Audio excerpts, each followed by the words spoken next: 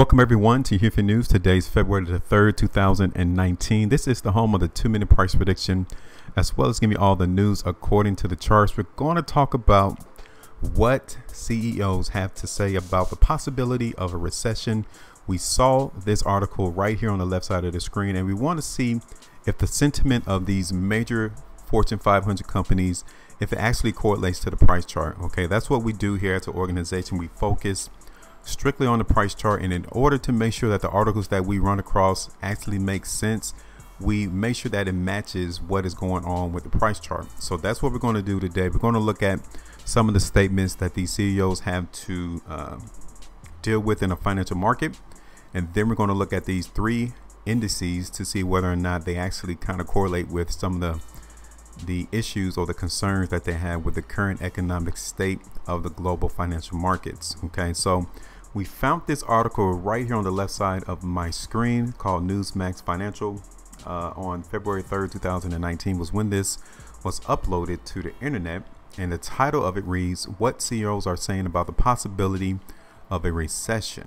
Okay, so we're going to go ahead and look at some of the statements from some of the major CEOs in this space, and the first one up is going to be from Elon Musk. Okay, he's the chief executive officer of Tesla.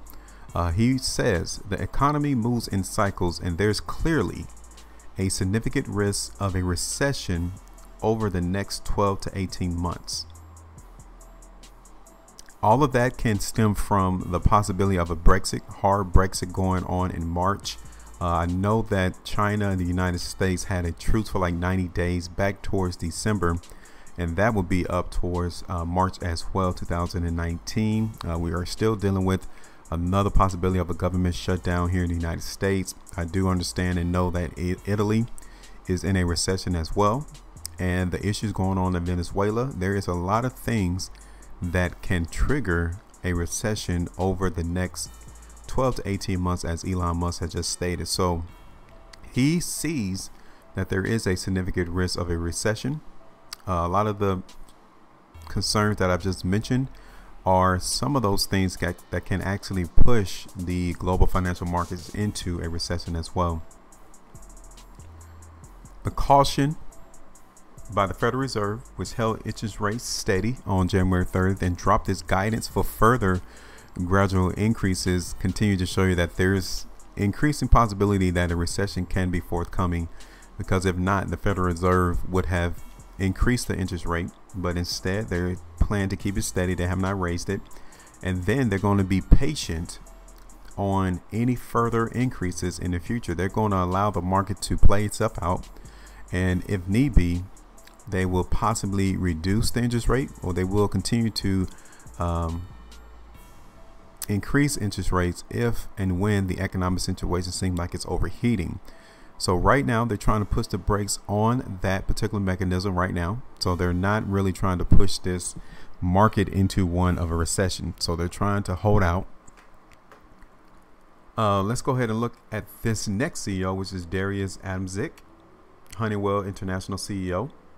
While we're not planning for a recession in 2019, we're taking steps now to ensure we build on our commitments in an uncertain economic environment. So that is very contradictory in what he just said.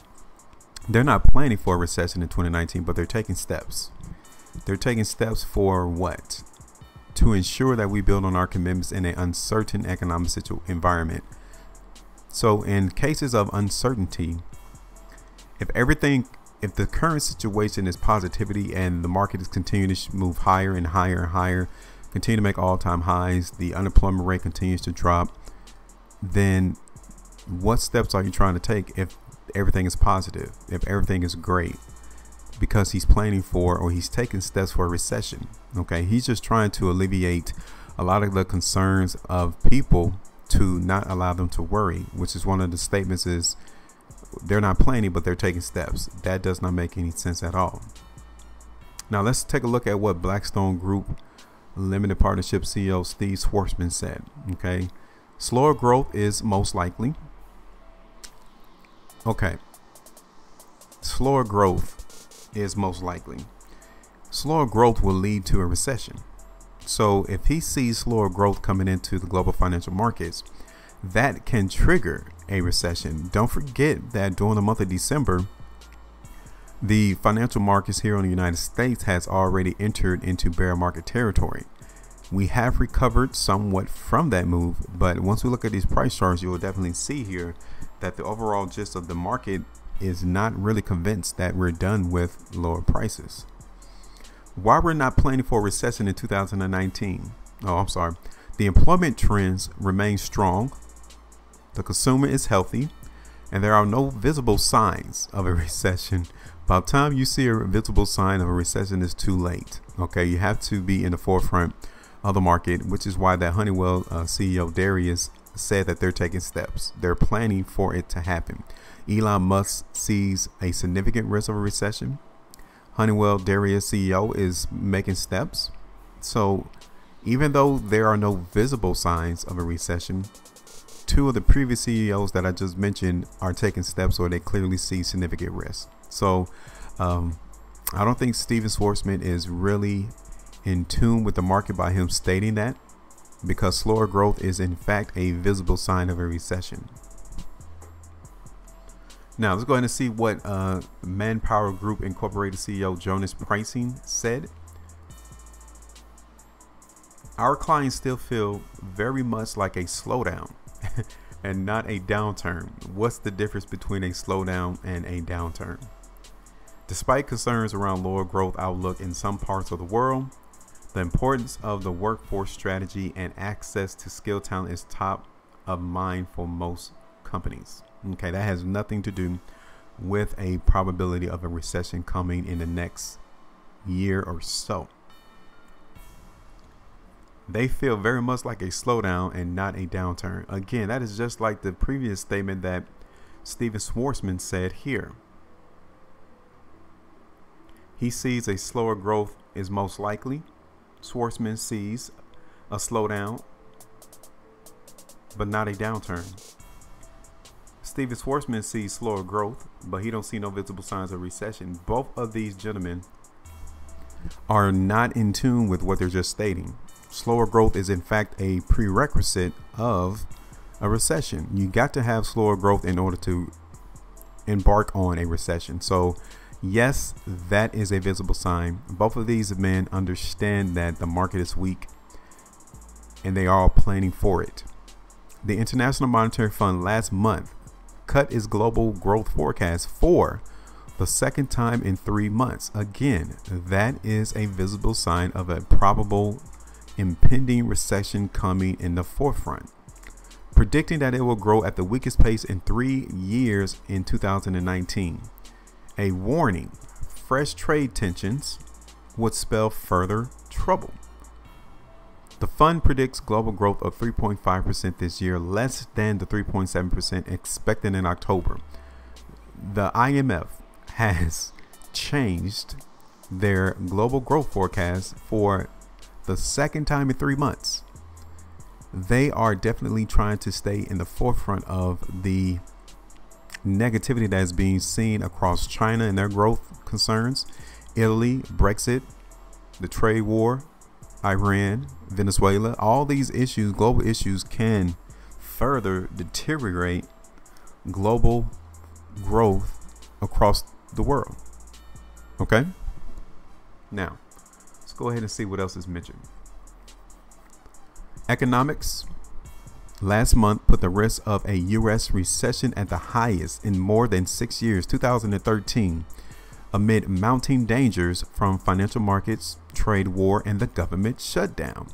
The analyst survey by Bloomberg over the past week sees a median of 25% chance of a slump in the next 12 months. That's up from 20% in the December survey. So 5% increase from what was mentioned in the December survey. That is another visible sign that a lot of the economics in this particular space sees that it is increasing. Whirlpool Corporation CEO Robert Blisser, this is what he said: "We see consumer confidence and the fundamental drivers of demand being fairly intact," he said. there are trends or some signs that in particular the first time buyers are coming more into the market. So completely, he is not vying for a recession coming over in the next 12 months. Let's see what the Royal Caribbean Cruises CEO says. HueFin, despite all the noise in the economy and the volatility of the stock market, we've been impressed with consistent strength in demand from our market. So he apparently is not seeing any indications of a recession coming either. Tupperware Brands Corporation CEO Patricia Stitzel, like many others, we are seeing increasingly problematic consumer spending trends in China as their economy, slows down. That can be the spark that spreads the wildfire across the globe. She sees it, and many other CEOs on the article sees it as well. So now we need to go ahead and pay attention to what the price chart is trying to insinuate for us to see if we're actually seeing what these CEOs are trying to stipulate in this previous article. Okay, so now we're going to go ahead and look at the weekly chart for the NASDAQ. You can still see here that this particular market came out of that bear market, came and touched that 5,800 point level. And one of the things I want you all to see is that the volume has been on a decrease while we have been seeing this market move higher. We are encroaching on a resistance area around 7,000. The market for the previous week did move to the downside, but we came and bounced off 6,600 points, and the strength is still being maintained in the NASDAQ. But I don't want you all to be confused that the market is going to continue to have an all-time high particular chance. 7,000, 7,200 points are resistance areas in the market for the NASDAQ. Okay, we are also seeing some indications that weakness came in on the last previous week. Okay, so I am expecting the NASDAQ to hold consolidation over the next couple of weeks to months. Simply means that 6,400 points all the way up to 7,200 points is that consolidation range that I'm expecting this market to try to bounce towards. There is a very outlier chance that 7,600 points can be hit as well, but a lot of the issues that are still impending and undecided across the global financial market will have to be resolved in order for that to happen. And that goes for all three of these indices today that I'm doing for our analysis. Okay, so right now the NASDAQ is geared towards higher prices. 7,000, 7,200 points will be the resistance area that I'm paying attention to. We still have some upward movement to go, but I want you all to pay attention that we're losing momentum to the upside. So we might only hit that 7,000 and come right back down to lower prices for the NASDAQ. So overall, the market in the NASDAQ is just expected to hold consolidation. I'm giving you those support and resistance areas, and that is going to be my analysis for the next coming weeks. Okay, now let's take a look at the S&P 500. You can see that the market did come out of a bear market territory that many experts like to say, and we are right back into a consolidation range for the S&P 500. This is what I'm expecting the market to do over the next couple of months. Okay, you can tell though that the S&P 500 is coming across a very minor resistance area at that 2720 point price. That can also push this particular index down to lower prices, but as long as this market stays above 2640, that consolidation is still going to be intact. Okay, so I definitely want you all to see this volume on the S&P 500 too. Okay, there is definitely no indications of no volume coming into space. We have some very wide spread bars coming in, also indicative of no restriction pushing these prices to the upside or points to the upside for the S&P 500. Okay, the market last week did move to the downside, but it ended closing up towards a high. That all tells us that the strength is still coming into this particular index as well. So just like with the NASDAQ, I can see the S&P 500 moving a little higher, but I also noticed that 2720 was resistance, so we might actually bend down in the near term this coming week in the S&P 500. But overall, the long-term move that I'm expecting for the S&P 500 is just like the NASDAQ consolidation. That 2600 point is going to be the support, and all the way up there at 2800 is going to be resistance, even though I can see 2750 being resistance as well. Now let's go ahead and take a look at the last one, which is going to be the Dow. This is the weekly chart for the Dow. You can see here again, all three of these indexes came out of that supposedly bear market territory, and I am expecting the Dow to hold this consolidation area as well. You can see here that the market was able to hold that 24,400 point price as support, and we was able to close up towards the high of the bar. There is some minor weakness on that last week bar, so just like I stated in the beginning of this coming week, we can see the market actually try to dip down to lower prices. But as long as the Dow holds that 24,500 point price, we are still holding that consolidation, and that 25,500 SAT price is going to be the resistance area. Okay, so the overall market move in these three indexes is consolidation. Okay, expect these indexes, to hold this consolidation over the next coming weeks to months until we actually get another change in tone in the market. Okay, so my analysis would be for these three indexes to continue to hold this consolidation area. I am looking at it holding these support and resistance prices, so keep that in mind. For the Dow, I'm expecting it to hold the support and resistance area in the S&P 500, and then in the NASDAQ, you all can see that 6,400 points all the way up there towards 7,200. Maybe 74 will be the resistance area for that index. Okay, so overall, I think it's going to be kind of mundane trading, to where we're just going to be bouncing in between those support and resistance areas. I don't see these indexes trying to go into a different price area, whether that's to the upside or to the downside, from what we've seen here during the week of December 24th. Okay, so that is our analysis. This is what the price chart is trying to insinuate, and it kind of ties along with the varying opinions of these CEOs in this article. Some don't see a recession, others do. That continues to show you that the market is going to hold some consolidation. Some battling is going to be going on.